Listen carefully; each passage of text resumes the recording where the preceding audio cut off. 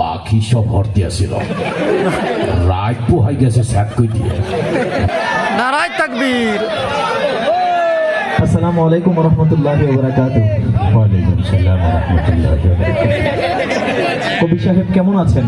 আসি ভালো আছেন? আসি।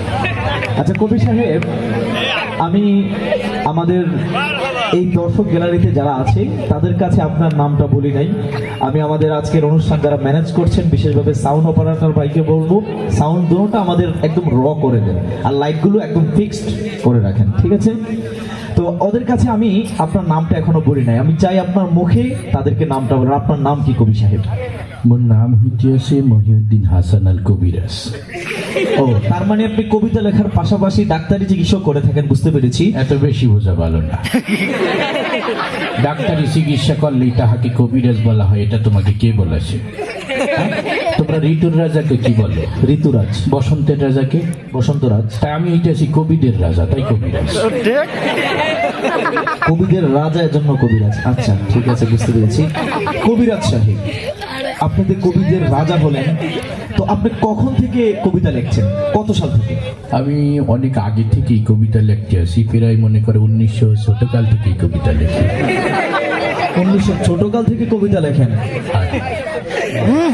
আচ্ছা কবি সাহেব, আপনার এই 1900 ছোটকাল থেকে কবিতা লেখার যে অভিজ্ঞতা, সে অভিজ্ঞতা আমরা শুনবো। তার আগে আমরা জানি আপনি কবিতা নিয়ে বিশ্বের বিভিন্ন রাষ্ট্রে ভ্রমণ করে থাকেন, তো পৃথিবীর কোন কোন রাষ্ট্রে আপনি ভ্রমণ করেছেন একটু আমাদেরকে বলেন।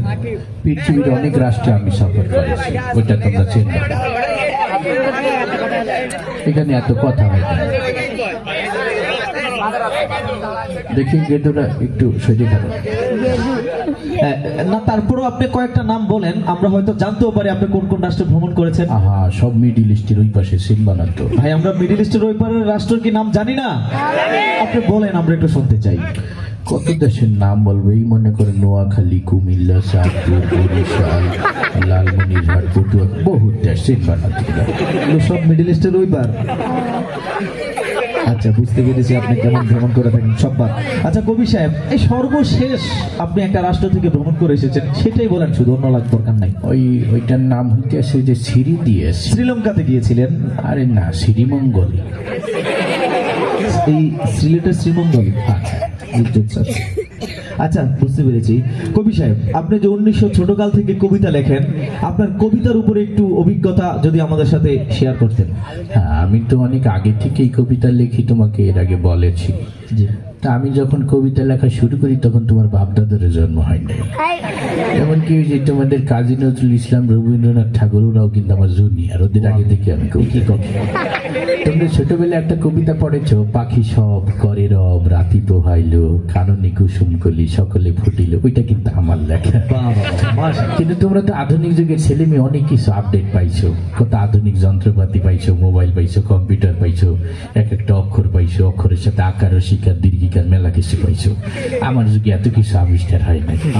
তো এই কবিতাটা যখন আমি প্রথম লিখি, তখন আকার, শিকার, দীর্ঘিকার কিছু আবিষ্কার হয়েছিল না। তখন আমি এই কবিতাটা লিখেছিলাম আকার শিকার ছাড়াই ভাবে, পকসব কররব রতপহল, কনন কসম ফল, সকল ফটল। কিছুদিন পরে যে ভাষাবিদরা এসে আকার আবিষ্কার করলো, আমার কবিতা হয়ে গেল পাখা সাবা, কারারাবা, রাতা পাহালা, কানানা কাসামা ফালা, সাকালা ফাটালা। তার কিছুদিন পরে যে রস্মিকার আবিষ্কার হইল, আমার কবিতা হয়ে গেল পিকিসিবি, কিরিরিবি, রীতি পিহিলি, কিনিনি কিসিমি ফিলি, শিখিলি ফিটিলি। তারপরে যে মনে করে রস্যুকার আবিষ্কার হইল, আমার কবিতা হয়ে গেল পুকুসুবু, কুরুরুবু, ঋতুপুহুলু, কুরুনু কুসুমু ফুলু, শুকুলু ফুটুলু। তারপরে যে এই কার আবিষ্কার হইল, আমার কবিতা হয়ে গেল পেখে সেবে, কেড়ে রেবে, রীতি পেহেলে, কেনিনি কেসেমে ফেলে, সেকেলে ফেটেলে। তারপরে যা ও কার আবিষ্কার হইল, আমার কবিতা হয়ে গেল পুকুসুবু, করুরুবু, ঋতুপু হলো, কোন কুসুম ফুলো, সকল ফটল। তারপরে যখন ঔকার আবিষ্কার হইল, আমার কবিতা হয়ে গেল পৌ খৌ সৌ বৌ কৌ রৌ রৌ বৌ রৌ তৌ পৌ হৌ লৌ কৌ নৌ নৌ কৌ সৌ নৌ সৌ লৌ সৌ কৌ লৌ। সবকিছু যখন কমপ্লিট হয়ে গেল, আমার কবিতাটাও কমপ্লিট হয়ে গেল। পাখি সব করে রব, রাতি পোহাইল, কাননে কুসুম কলি, সকলে ফুটিল। বাহ বাবা, বলেন মাশাআল্লাহ।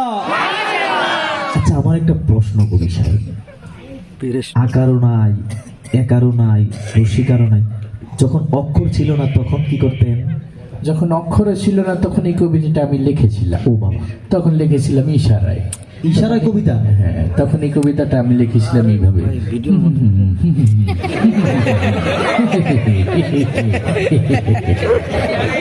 কবি সাহেব, আমি স্বীকার করছি আপনি 1900 ছোটকাল থেকে কবিতা লেখেন, ধন্যবাদ। আচ্ছা কবি সাহেব, আপনার এই কবিতাটা তো অনেক ফেমাস, অনেক বিখ্যাত, জগৎ বিখ্যাত, কুখ্যাত না বিখ্যাত কবিতা।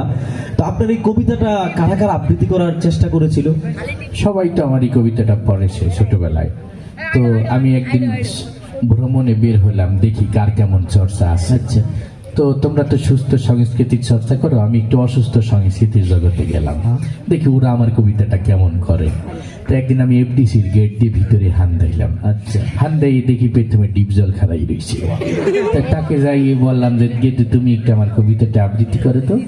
তো সে আমার কবিতাটা আবৃত্তি করলে এইভাবে, ওই পাখি সব কর্তা ছেড়, বোধ নাই ব্যাপারটা, কাননে কুসুম কলি, সব ঠান্ডে মান্ডে কলো যে গেছে গা। আমি বললাম যে তোর আবৃত্তি তো ভয়ঙ্কর রকম হয়ে গেছে, আমার এটা তো ফুল ফুটার কবিতা, এটা একটু সুন্দর হইতে হবে, সাবলীল হইতে হবে। তা আমি আর একটু সামনে গেলাম, যাই দেখি মিশা সদগর খারাই। তোকে বললাম যে গেদে তুমি একটু আবৃত্তি করে তো। তো মিশা সদগর আবৃত্তি করলে এইভাবে, পাখি সব করে রব, রাতি পোহালো, রাতি পোহালো, কাননে কুসুম করলে সকলে ফুটিল। আমি গেলাম সর্বনাশ, ওটা তো আরো বেশি ভয়ঙ্কর হয়ে গেছে, তো এরকম হবে না। তা আমি চলে গেলাম, আমার দেশি এক ভাই আছে কাবিলে না, ওকে যাই বললাম যে ভাইটি তুমি একটু আবৃত্তি করো। সে তখন আবৃত্তি করলে এইভাবে, পাখি সব হরতে আসিল, রাত পোহাই গেছে স্যাত কই দিয়ে, কাননে কুসুম কলি সব ফুটে গেছে ফ্যাত কই দিয়ে। আমি বললাম যে তোর আবৃত্তি তো ভালোই লাগলো, কিন্তু মাঝখানে আবার স্যাত করি আর ফ্যাত করি, এইটা আমি লাগাই। তো আমি বললাম যে না, তো কি দিয়ে হবে না, আমি একটু আর একটু নরম মানুষের কাছে যাই। তো তোমাদের ওই চলচ্চিত্র জগতে একজন আছেন ইমোশনাল মানুষ, কথায় কথায় কান্দে, ওমর সান। ওমর সানের কাছে গেলাম, ও কান্দে দিয়ে আবৃত্তি করলে, পাখি সব করে না, রাতি পোহালো, কাননে কুসুম কলি সকলে ফুটিল। তো আমি বললাম তুই কান্দিস কে, এটা তো ফুল ফুটার কবিতা, কান্দার তো কোনো কথা নাই। তাই বললাম তোকে দিয়ে হবে না, আমি একটু মান্নার কাছে যাই। মান্নার কাছে যাই বললাম যে কিন্তু তুমি একটু আবৃত্তি করো। মান্না আবৃত্তি করলে, পাখি সব করে রব, রাতি পোহালো, আম্মা জান রাতি পোহালো, কাননে কুসুম কলে সকলে ফুটিল। তা আমি বললাম তোরটা মোটামুটি হয়েছিল, কিন্তু মাঝখানে আবার আম্মা জান আইলো কবিতা, আমি তো আম্মা জান লেখিনি। তা আমি চলে গেলাম ওই কথায় কথায় মারামারি করে, একটা ছেলে আসে না, কি নাম ওর, ওই যে রুবেল, অ্যাকশন হিরো রুবেল, ওকে ওর কাছে যে গেছি, ও তো সেই টিমের পাখি সব করে রব, রাতি পোহালো, কাননে কুসুম কলে সকলে ফুটিল, ওয়াটিস করে একটা ঘুষি মেরে দিয়েছে। সর্বনাশের কাছে তো আমার কবিতাও নিরাপদ না, আমি নিজেও নিরাপদ না। তা আমি ভাবলাম যে না, এই চলচ্চিত্র অঙ্গনে কেউ আমার কবিতা ভালো মতো আবৃত্তি করবে না, আমি একটু রাজনৈতিক অঙ্গনে যাই। রাজনৈতিক অঙ্গনে যে প্রথমে আমার কাকুর সাথে দেখা হয়ে গেল, সবাই যাকে কাকু কাকু বলছে। কাকুকে যাই বললাম যে কাকু আপনি একটু আবৃত্তি করেন তো। কাকি আমার কবিতাটা আবৃত্তি করলো, পাখি সব করে রাতি পোহালো, এ নিয়ে রাজনীতি করার কিছু নেই, কাননে কুসুম কলি সকলেই ফুটিল, ফুল ফুটুক আর না ফুটুক পদ্মা সেতু কিন্তু হয়েই গেল। আমি বললাম যে কাকু আপনি আমার কবিতার ভিতর পদ্মা সেতু আনতে দিলেন, এই জন্য তো পদ্মা সেতু নিয়ে আমি কিছু বলি না। আমি বললাম যে না আপনার দিয়ে হবে না, আমি একটু আপনার বিরোধী দলের কাছে যাই। তো বিরোধী দলের ম্যাডাম আসছে না, ওনার কাছে গেলাম যে ম্যাডাম আপনি একটু আবৃত্তি করেন। ম্যাডাম মুরব্বী মানুষ, সুন্দর করে আবৃত্তি করলেন, বিসমিল্লাহির রহমানির রহিম। প্রিয় নড়াইলবাসী, আপনারা জানেন পাখি সব করে রব, রাতি পোহালো, ইনশাল্লাহ কাননে কুসুম কলি সকলেই ফুটিবে, না ফুটিলে ঈদের পরে তীব্র আন্দোলন হবে ইনশাল্লাহ। তা আমি বললাম যে ম্যাডাম আপনি আমার এই ফুল ফুটার কবিতার ভিতরে আন্দোলন শুরু করলেন, এটা আন্দোলনের কবিতা না। তা আমি ভাবলাম যে না, এদের দিয়ে কাজ হবে না, আমি যে এইভাবে মোটামুটি সবাই আবৃত্তি শুনলাম আর কি। বাবা বাবা, তাহলে বুঝতে পেরেছি আপনি আসলে কবিতা জগতের কবিরাজ। আমরা চাই আপনি আমাদের অনুষ্ঠানে আবার আসেন, আবার আমাদেরকে অদ্ভুত কবিতা শোনান। আপনারা শুনতে রাজি আছি তো? আমাদের অনুষ্ঠানের পক্ষ থেকে আপনাদেরকে বিশেষ ধন্যবাদ জানাচ্ছি। আপনাদেরকেও অসংখ্য ধন্যবাদ। আপনাদের অনুষ্ঠানে আসতে পেরে আমি অনেক আনন্দিত, নিজেকে অনেক গর্বিত মনে হচ্ছে। ধন্যবাদ, আমি আবারও আসবো ইনশাল্লাহ। প্রিয় উপস্থিতি, কেমন লেগেছে অনুষ্ঠানের এই পর্যায়ে? আবারও সুস্থ বিনোদন নিয়ে মঞ্চে আছে মহিউদ্দিন হাসান খান সাহেবের টিমের লোক জয়নাল আবেদিন জিহাদি ভাই। মঞ্চে আছে সুস্থ বিনোদন নিয়ে জয়নাল আবেদিন।